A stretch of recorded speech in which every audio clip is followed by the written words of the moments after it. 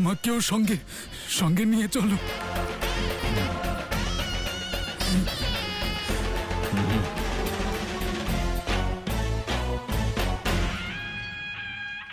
তুমি মহালসার সখীদের গৃহে খোঁজ নাও, আশেপাশে দেখো।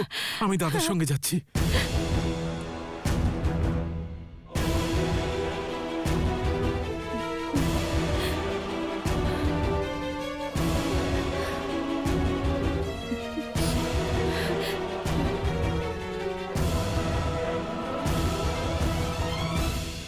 মহালসাকে সংকট থেকে বাঁচাতে হলে প্রার্থনা করতে হবে হলাহল পানকারী, সংকট মোচনকারী শিব ও শম্ভুর কাছে।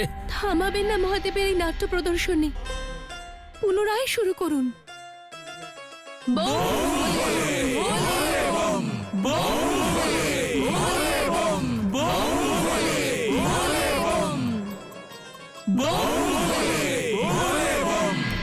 विष के प्रभाव से व्याकुल शिव है, कष्ट में है शिव भयंकर।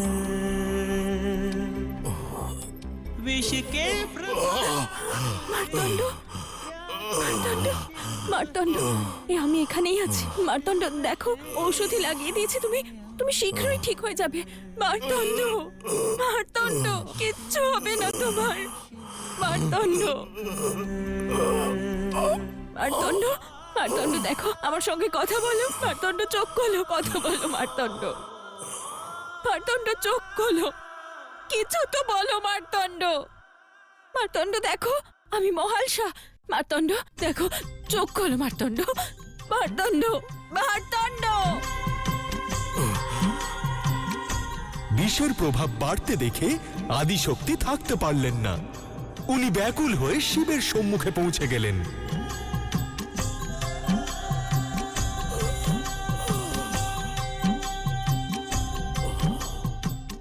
নিজের শিবের কষ্ট দেখে উনি ব্যথিত হয়ে উঠলেন। তারপর শক্তি শিবের গলায় নিজের হাত রাখলেন, আর এই বিষ শিবের কণ্ঠতেই থেমে গেল। महादेव के कंठ में वो कालकूट अब घुलने लगा। विष के प्रभाव से शिव का तन अग्नि के जैसे जलने মার্তণ্ড,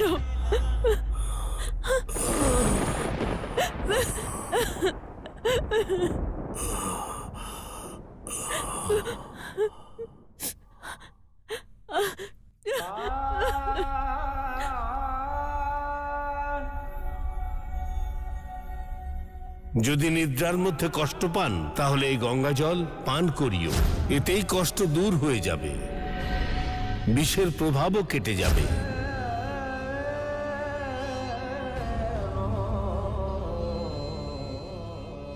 মহাদেবকে এই সন্তাপের তাপ থেকে বাঁচানোর জন্য আমাদের ওনাকে শীতল জলে অভিষেক করাতে হবে। गंगा जल की धार से मुख पे भोलेनाथ के शीतलता टपका रही है। पार्वती निज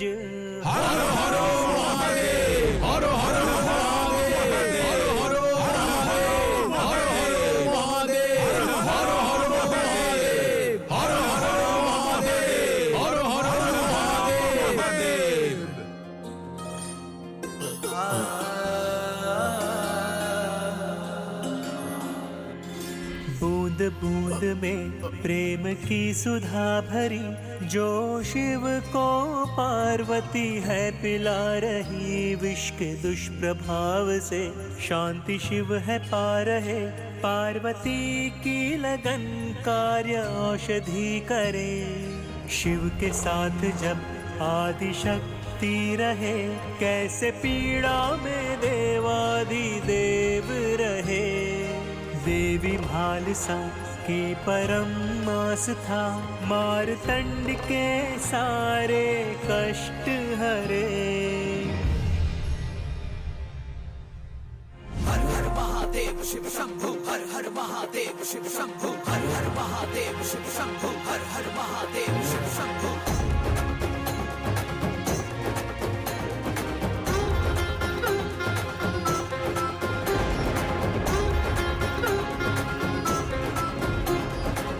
प्रेम प्रबल है शिव शक्ति का, जो न कभी भी है हारा।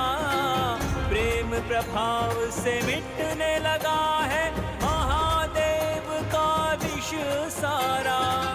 सच्चे प्रेम की परिभाषा है शिव मार्तंड भालसा शक्ति। प्रकृति और पुरुष दोनों है सृष्टि के सर्जनहारा।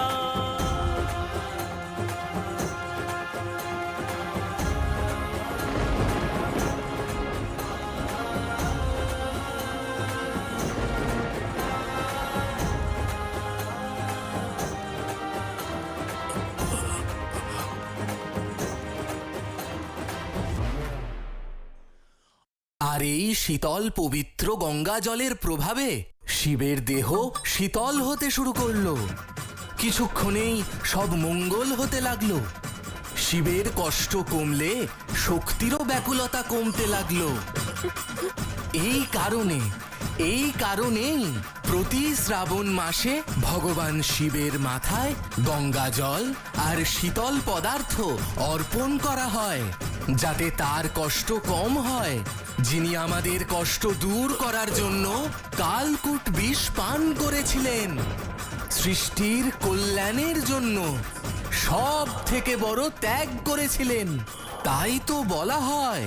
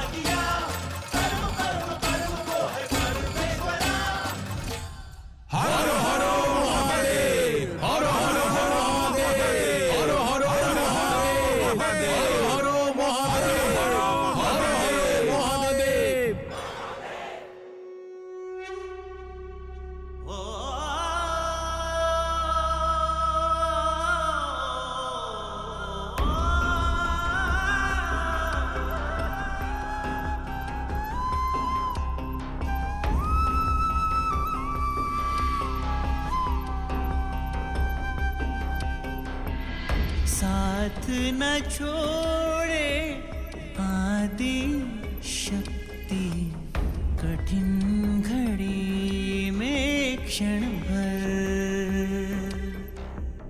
साथ न छोड़े आदि शक्ति, कठिन घड़ी में क्षण भर।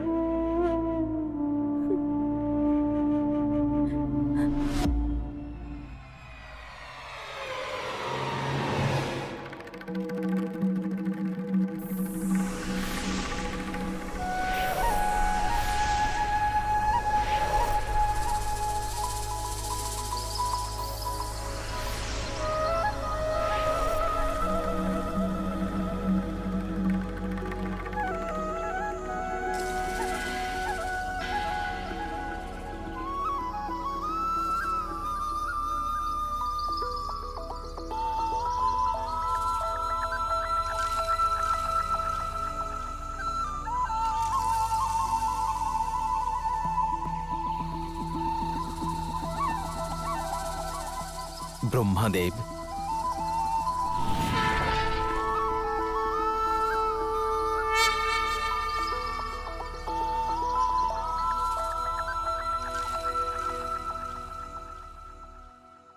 যে শিব মন্দিরকে তন্ত্রমন্ত্রের দ্বারা বেঁধে মল্ল আর মণির শিবশক্তিকে পৃথক করার চেষ্টা করেছিলেন, আজ শ্রাবণ শিবরাত্রি উপলক্ষে সেই মন্দির থেকেই মল্ল আর মণির বিনাশের অধ্যায় এবার শুরু হবে। অধ্যায় এবার শুরু হবে। অধ্যায় এবার শুরু হবে। একদিকে যেমন মিথ্যে ভক্তি, অন্যদিকে তেমন সত্যিকারের ভালোবাসা।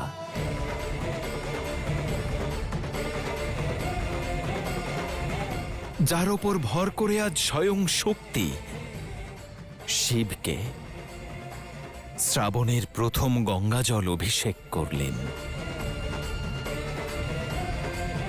আর এখন প্রতীক্ষা সেই মুহূর্তের, যখন এই সত্যিকারের ভালোবাসা তার পূর্ণতা লাভ করবে, পূর্ণতা লাভ করবে, পূর্ণতা লাভ করবে। যখন মহালসার মার্তণ্ড রূপে শিবশক্তি এই যাত্রাকে পূর্ণ করবে, এই যাত্রাকে পূর্ণ করবে, এই যাত্রাকে পূর্ণ করবে।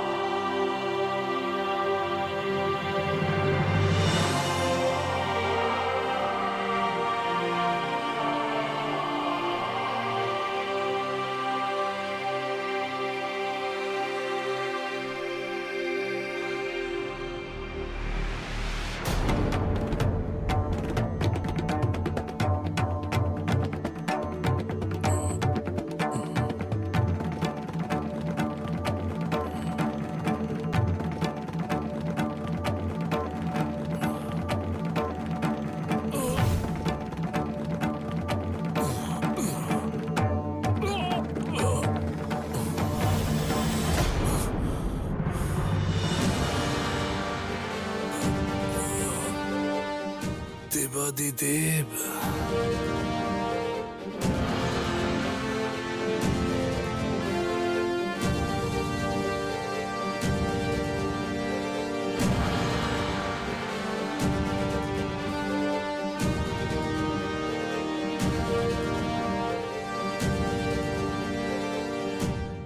মহসা,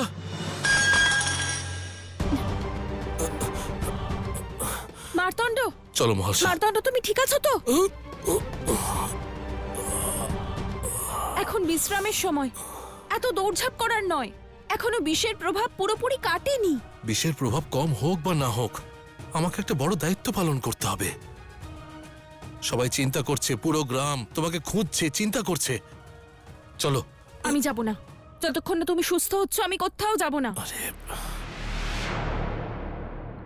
মার্তণ্ড, চলো, চলো, চলো, চলো, চলো, দাঁড়াও, চলো। মার্তণ্ড, আমার কথা শোনো।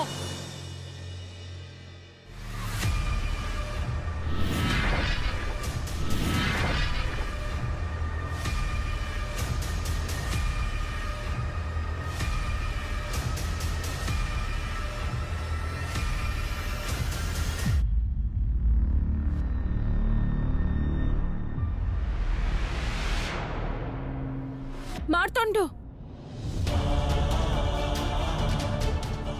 যতটা অহংকারী ততটা জেদিও। আমার একটা কথাও শুনছো না, চিন্তাটাও বুঝছো না। নিজের পরিস্থিতি দেখো। মার্তণ্ড, শুনতে পাচ্ছ তুমি?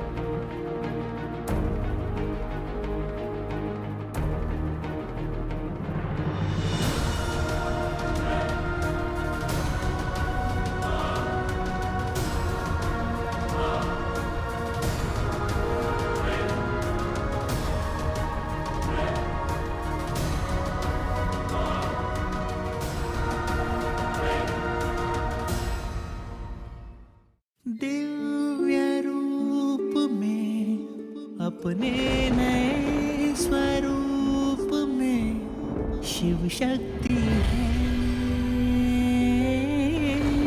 पुनः मिले जन्म जन्म से कर्तव्य और प्रेम का करने निर्वाह दोनों मिले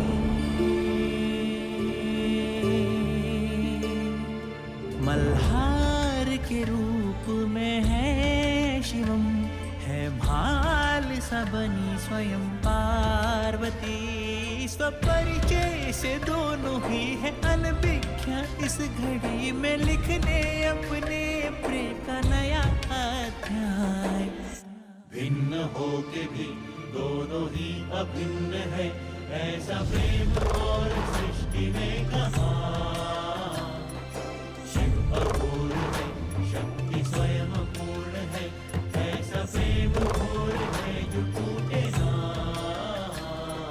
शिव अपूर्ण है शक्ति स्वयं पूर्ण है ऐसा प्रेम घोर है जो टूटे ना है ये एक दूजे से है ये एक दूजे में कुछ ना एक दूजे के है बिना মার্তণ্ড, নাও, তুমি জিতেছ, আমি হেরেছি। এবার তুমি যা বলবে আমি তাই করব। আমাকে তোমার সাহায্য করার সুযোগ তো দাও।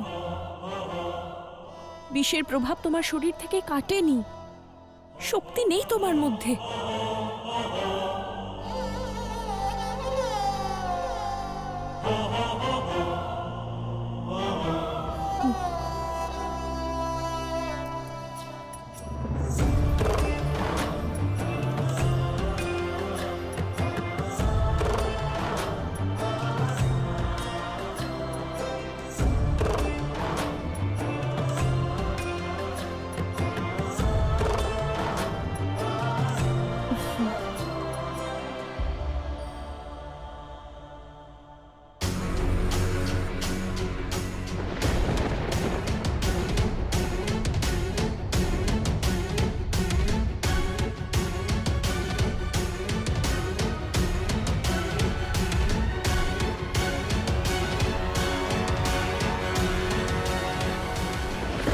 চলো।